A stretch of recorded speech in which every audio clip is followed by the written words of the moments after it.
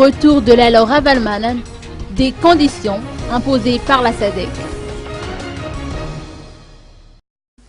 L'ancien président Marc Ravalomanana s'est fait discret ces derniers temps. À en croire nos sources, il aurait reçu une lettre du président tanzanien Jakaya Kikwete, également président de la Troïka de la SADC, le 28 février dernier. La question du retour au pays de son épouse, Lala Ravalomanana, aurait été consignée dans cette lettre. Cette lettre comporte 5 lignes principales. Il est stipulé notamment que ce rapatriement ne revêtira aucune forme politique, qu'il appartient conjointement au gouvernement malgache et à la SADC d'affréter un avion privé pour Lala Ravalomanana qui ralliera l'Afrique du Sud à Madagascar. Son gendre pourra également l'accompagner lors de ce voyage, selon la volonté de l'ancien président.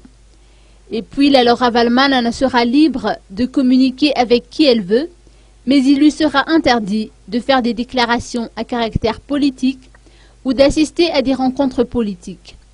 Enfin, et non des moindres, ce sera au gouvernement malgache de garantir la sécurité de Lala Ravalomanana et de prendre en charge ses déplacements durant son séjour en terre malgache. Séjour qui devra durer en fonction de l'état de santé de sa mère.